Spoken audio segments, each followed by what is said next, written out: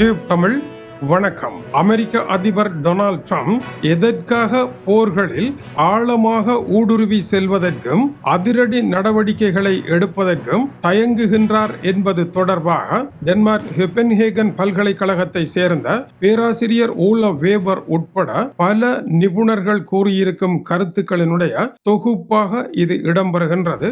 முதலாவது, Donald Trump ஒரு வியாபாரி. அமெரிக்கா உலக போர் போன்ற ஒரு பிரம்மாண்டமான போர் சென்று விடுமாக இருந்தால் அமெரிக்காவினுடைய கல்லாப்பட்டியில் இருக்கின்ற செல்வம் எல்லாம் கரைந்து ஒரு ஏழை நாடாக அது மாறிவிடும்.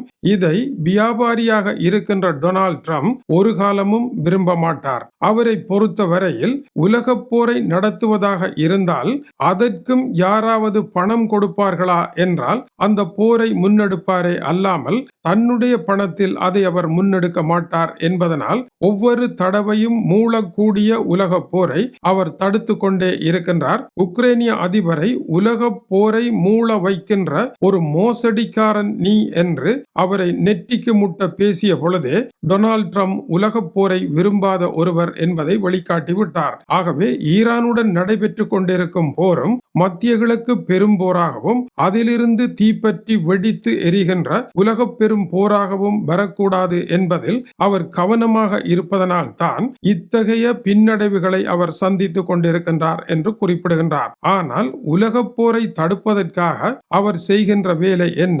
பெரும் தீயாக உலகம் எரிவதை நிறுத்துவதற்காக அவர் ஆங்காங்கு சிறு சிறு தீகளை கொளுத்தி கொண்டிருக்கின்றார். சிறு சிறு தீகளானது கோலத்தினுடைய புள்ளிகள் போல அமையும். ஒரு கட்டத்தில் இந்த கோல புள்ளிகள் எல்லாம் திடீரென இணைக்கப்படுகின்ற பொழுது எந்த பெரும் போர் வரக்கூடாது என்று அவர் நினைத்தாரோ அதைவிட பெரும் போராக வந்து உலகம் பற்றி எறியக்கூடிய ஒரு வேலையை இவரே செய்ததாகவும் முடிந்துவிடும் என்பதையும் இந்த நடவடிக்கையினுடைய அடுத்த பக்கமாக பார்க்கின்றார். பெரிய நாடுகளுடன் வரக்கூடிய மோதலை அவர் தவிர்த்து வருகின்றார். உதாரணமாக சீனாவுடன் மோதப்போவதாக சொல்லுகின்றார். அப்படியான நடவடிக்கைகளை எடுத்ததாக தெரியவில்லை. ரஷ்யாவுடன் மோதல் வரும் என்கின்றார். ஆனால் ரஷ்ய அதிபருடன் கட்டி தழுவியபடி இருக்கின்றார். அவர் தன்னுடைய நண்பர் என்று கூறுகின்றார். எனவே பெரிய நாடுகள் தாங்கள் மோதி ஒரு பெரும் உலக போரை மீண்டும் ஆரம்பிப்பதற்கு தம்மளவில் அச்சமடைவதற்கான காரணம் என்ன? தாங்கள் அழிந்து தங்களுடைய இன்றைய முதன்மையும்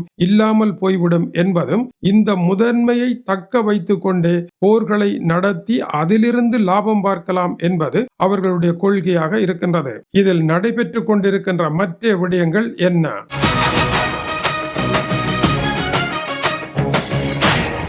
முதலாவது, அமெரிக்கா வேர்ல்ட் நம்பர் 1 என்பதனால் கூட்டணிகள் பிளவுபட்டு விட்டன. அமெரிக்கா முதலாவது இடத்தில் இருப்பதற்கு நாங்கள் எதற்கு அமெரிக்காவிற்கு துதி பாட வேண்டும்? அவர்களின் பின்னால் செல்ல வேண்டும். எங்களுக்கு சூடு சொரணை எதுவும் இல்லையா என்று நாடுகள் கேட்டதன் அடிப்படையில் இப்பொழுது எல்லாம் குழம்பிய நிலையில் இருக்கின்றது. இரண்டாவது, அமெரிக்கா இப்படி கூறி அமெரிக்காவினுடைய நட்பு நாடுகள் எல்லாம், உதாரணமாக பிரிட்டன் சூரியன் அஸ்தமிக்காத நாடு என்று கூறி வந்தது.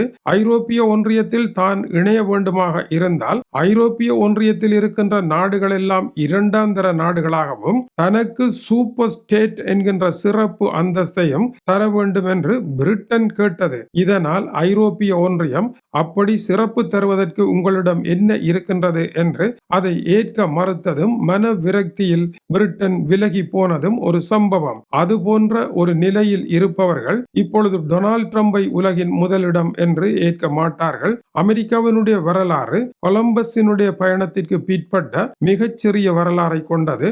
ஆனால் ஐரோப்பிய நாடுகள் அறிவு மறுமலர்ச்சிக்கு முன்பிருந்தே தங்களுடைய நெடிய வரலாற்றை அமெரிக்காவிடம் விட்டுக் கொடுக்க முடியாத காரணத்தினால் அமெரிக்கா வேர்ல்ட் நம்பர் 1 என்பதை கிழித்து குப்பை வாளியில் போட்டு விட்டார்கள். இது ஒரு பெரும் முரண்பாடாக இருக்கின்றது. அதேவேளை இப்பொழுது பெரும் போர் இல்லை என்ற காரணத்தினால் அமைதி நிலவுகின்றது என்று கருதிவிட முடியாது. டொனால்ட் ட்ரம்ப் சர்வதேச ஒப்பந்தங்களில் பொறுப்பற்று நடந்து அந்த ஒப்பந்தங்களை கிழித்து வீசிய காரணத்தினால் உலகம் பாதுகாப்பு அற்ற, அமைதி குலைந்த, அபாயமான ஓர் இடமாக மாறுவதற்கு அவருடைய நடவடிக்கைகள் காரணமாக இருந்திருக்கின்றது. இதனால் தான் வைக்கக்கூடாத இடங்களில் எல்லாம் அவர் தீ மூட்டிவிட்டார். உலக போர் வரக்கூடாது என்பதற்காக தன்னுடைய நட்பு நாடுகளின் மீதெல்லாம் கடும் மிரட்டலை விடுவதன் மூலமாக ஒன்றாக இருந்த நண்பர்களை எல்லாம் பகைவர்களாக மாற்றிவிட்டார். இரண்டாவது உலக மகா யுத்தத்தின் பின்வந்த விதிமுறைகள் சார்ந்த உலகு இப்பொழுது தகர்ந்து கொண்டிருக்கின்றது. அதை தகர்க்கின்ற வேலையையும் டொனால்ட் ட்ரம்பே செய்து கொண்டிருக்கின்றார். டொனால்ட் ட்ரம்ப் உலக போர் என்ற பெரிய தீயை அணைக்க பல சிறிய தீகளை வைப்பதானது பெரிய தீ ஒன்றை விட இந்த சிறிய தீ மிகவும் ஆபத்தானது என்பதை அவரால் கண்டுபிடிக்க முடியவில்லை. இதற்கு முன்பிருந்த அமெரிக்க அதிபர் ஜோ பைடன் உக்ரைன் போரில் ஐரோப்பாவிற்கு நாங்கள் உதவுகின்றோம், சீனாவுடன் வரப்போகின்ற ஒரு போரில் ஐரோப்பா அதுபோல எங்களுக்கு பின்னால் நிற்க வேண்டும் என்று கேட்டு இருதரப்பிற்கும் இடையே ஓர் இணக்கப்பாட்டை ஏற்படுத்தி கொண்டு உக்ரைன் போரில் பெருந்தொகையான பணத்தை அவர் கொட்டி இறைத்தார். ஆனால் டொனால்ட் ட்ரம்ப் அப்படியெல்லாம் கிடையாது. இனி உலகத்தினுடைய காவலன் அமெரிக்கா இல்லை, உங்கள் பிரச்சனைகளை நீங்களே பார்த்து கொள்ளுங்கள், உங்களுக்குள் மோதி தொலையுங்கள் என்று எல்லோரையும் அவர் பொத்தன கைவிட்டு விட்டார். உங்களுடைய பிரச்சனைக்காக உலக நாடுகள் எல்லாம் ஒன்றிணைந்து மோத வேண்டிய தேவை இல்லை என்று அவர் கூறிவிட்டார். முன்னர் இரண்டாவது உலக மகா யுத்த காலத்தில் ரோம் பெர்லின் டோக்கியோ அச்சு என்று ரோம் இத்தாலியையும் பெர்லின் ஜெர்மனியையும் டோக்கியோ ஜப்பானையும் குறித்து இவர்கள் மூவரும் இணைந்து ஒரு போரை உருவாக்கிய பொழுது நேச நாட்டு படையணி என்று ரஷ்யா, அமெரிக்கா, இங்கிலாந்து, பிரான்ஸ் போன்ற நாடுகள் எல்லாம் ஒன்றாக இணைந்து இரண்டாவது உலக மகா யுத்தத்தை சந்தித்தார்கள். ஆனால் இப்பொழுது அந்த நிலை கிடையாது. எனவே எல்லோரும் இணைந்து இருபெரும் குழுக்களாக மாறி உலக பந்தின் மீது ஒரு போரை நடத்துகின்ற காலம் முடிவடைந்து விட்டது என்று அந்த போரை அவர் தவிர்க்கின்றார். ஆர்டிகிள் 5 இருந்து, அதாவது அமெரிக்காவிற்கு எதிராக யாராவது தாக்குதல் நடத்தினால் நேட்டோ முழுவதும் அதற்கு பின்னால் செல்ல வேண்டும் என்கின்ற அந்த ஆர்டிகிள் 5 இல்லாமல் போவதனால் உலகம் பாதுகாப்பு அற்றதாக மாறிவிடுகின்றது. இதனால் ரஷ்யா, சீனா போன்ற நாடுகளினுடைய பலம் என்றும் இல்லாத அளவிற்கு உயரப்போகின்றது என்றும் இந்த நிபுணர்கள் சுட்டிக்காட்டுகின்றார்கள். இது போதாதென்று டொனால்ட் ட்ரம்ப் ஐக்கிய நாடுகள் சபையையே உடைப்பதற்கு முயற்சி எடுக்கின்றார்.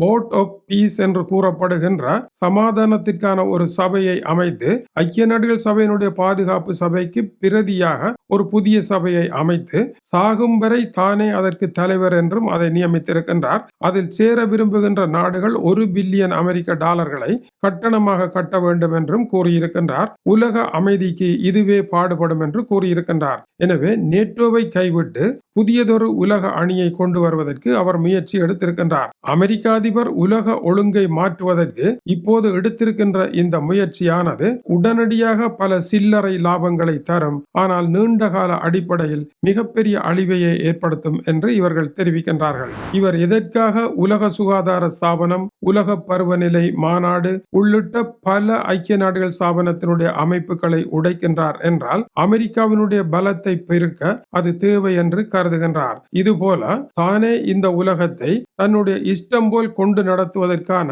ஓர் ஏற்பாட்டை இவர் முன்னெடுத்து செல்லுகின்றார். டொனால்ட் ட்ரம்பினுடைய கொள்கை உலகில் இருக்கின்ற எல்லா நாடுகளுக்கும் அமைதி என்பது அல்ல, அமெரிக்காவிற்கு லாபம் என்பதுதான் அவருடைய கொள்கையாக இருக்கின்றது. எனவே அமெரிக்கா என்ற நாடு வியாபாரியாக இருக்கின்ற காரணத்தினால் ஒரு வியாபாரி தன்னுடைய லாபத்திற்கு ஏற்ற அளவில் தான் போர்களை நடத்துவார் என்பதனால் தான் ஈரான் அமெரிக்கா போர்க்களத்தில் அமெரிக்காவினுடைய மரபு ரீதியான போர் வெற்றி பெறாது என்ற இரகசியத்தை ஈரான் கண்டுபிடித்து தன்னுடைய காய்களை நகர்த்துகின்ற பொழுது ஒரு வியாபாரியினுடைய போர் எப்பொழுதும் தன்னுடைய கடை எரிந்துவிடக் கூடாது என்பதில் கவனமாக இருந்து அவன் நடவடிக்கைகளை மேற்கொள்ளுவான். அதுபோன்ற நிலையில் டொனால்ட் ட்ரம்ப் இருப்பதனால் அதையே பலவீனமாக வைத்து ஈரான் இந்த போர்க்களத்தில் அமெரிக்காவினுடைய கண்களில் விரலை விட்டு ஆட்டிக்கொண்டு இருக்கின்றது. இதுதான் நடந்து கொண்டிருக்கின்றது என்று நிபுணர்கள் கூறுகின்றார்கள். அதனால் தான் ஈரான் போர் இப்படியான ஒரு இக்கட்டான நிலையில் இருக்கின்றது என்று